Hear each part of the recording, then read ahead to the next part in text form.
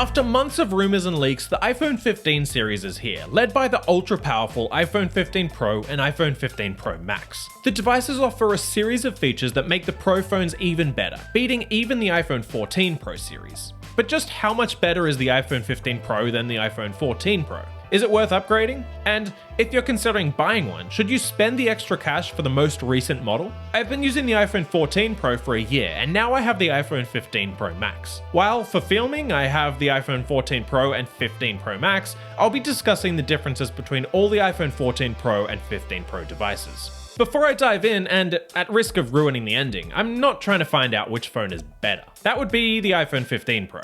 It's newer, and it has better tech. Instead, the goal of this video is to find out how much better it really is. If this video is helpful to you, please hit the like button and subscribe to the channel. It really helps support my work, and I'd appreciate that support. The iPhone 14 Pro offered a pretty similar design compared to the 13 Pro, but the 15 Pro changes things up a little. It all starts with the build of the device itself. The iPhone 14 Pro was built from stainless steel, and it's clearly premium and strong, but the iPhone 15 Pro devices swapped that out for titanium, which I do think is a great choice. Indeed, the iPhone 15 Pro devices are lighter than the iPhone 14 Pro devices, and Apple says that they're stronger too. Now, I'm not going to do a drop test or strength test. Head over to Jerry-Rig Everything for that. But regardless, I do find that the newer phones are lighter, which I appreciate. Along with the new material, the iPhone 15 Pro devices have slightly rounded corners, making them more comfortable to hold. It does make a difference, and the phones do feel a little softer, which is nice. Perhaps the biggest difference between the iPhone 14 Pro and 15 Pro designs comes in an addition on the left-hand side, the action button. I'm glad Apple is doing something here. I am indeed someone who simply keeps my phone on silent all the time, so the ringer switch was really just wasted space. The action button, on the other hand, is quite versatile. You can select from a few standard functions for it, like accessing the camera or turning on Do Not Disturb. But even better is the fact that it can trigger a Siri shortcut, unlocking a pretty massive range of functions for it. I'm tracking how much water I drink because I need to drink more, so I have the action button set to trigger my water logging shortcut. It's super handy and it works well. But it's only available on the iPhone 15 Pro for now. With the iPhone 14 Pro, you're stuck with the good old ringer switch. Heading from the left edge to the bottom edge, and there's another somewhat major change. While the iPhone 14 series offered the Lightning connector, the iPhone 15 series finally swaps it out for USB-C. In other words, you can use the same cables that you use to plug your other standard devices to charge the iPhone. It's a hugely helpful feature. On the Pro devices, not only is there a USB-C port, but it supports USB 3.0 speeds, which allows you to do things like record video straight to an external drive. Sure, I don't expect many will actually do that, but you could. More important, of course, is ease of charging. Last in the design category are the selection of colors, and they are indeed a little different. The iPhone 14 Pro came in space black, deep purple, silver, and gold. It was a good selection and meant that there was something for everyone.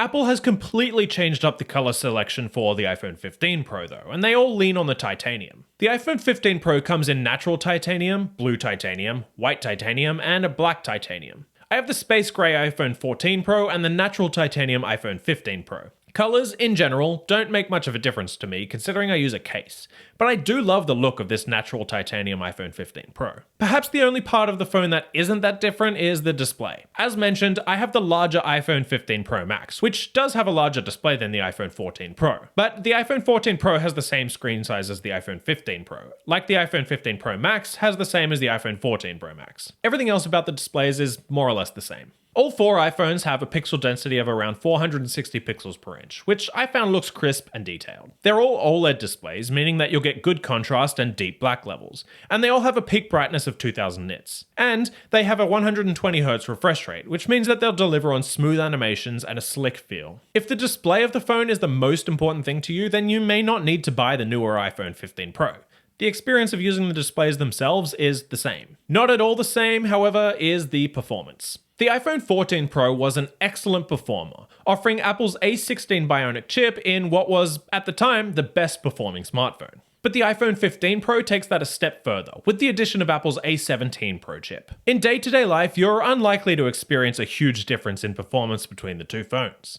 They still both perform excellently, and they'll handle things like multitasking and loading apps with ease. But the A17 Pro is still a much better performing chip, so much so that it enables some things we've not only never seen on an iPhone, but we've never seen on any phone.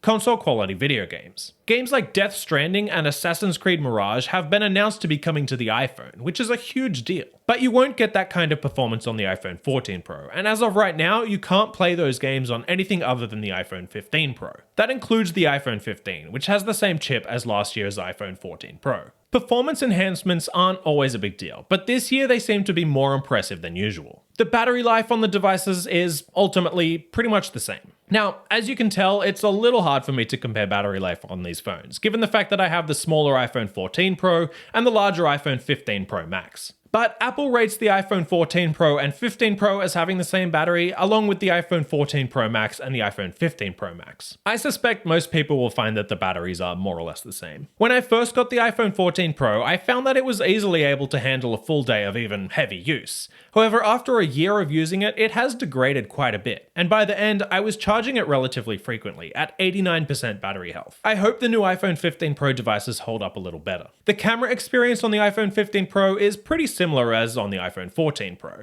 However, there are some improvements. All iPhone 14 Pro and 15 Pro models have a triple camera array with a 48 megapixel main camera, a 12 megapixel ultra-wide camera, and a 12 megapixel telephoto camera. But while the iPhone 14 Pro devices outputted images from the main camera at 12 megapixels, the iPhone 15 Pro phones stepped that up to 24 megapixels. That extra resolution could come in handy. Of course, there is one big difference in camera experiences if you plan on buying the larger phone. The iPhone 15 Pro Max swaps out the 3x telephoto camera on the iPhone 14 Pro Max for a 5x camera. This is a big improvement. Android phones have had better zoom on their telephoto cameras for quite some time now, and I'm glad to see Apple finally improving it too. It does help too.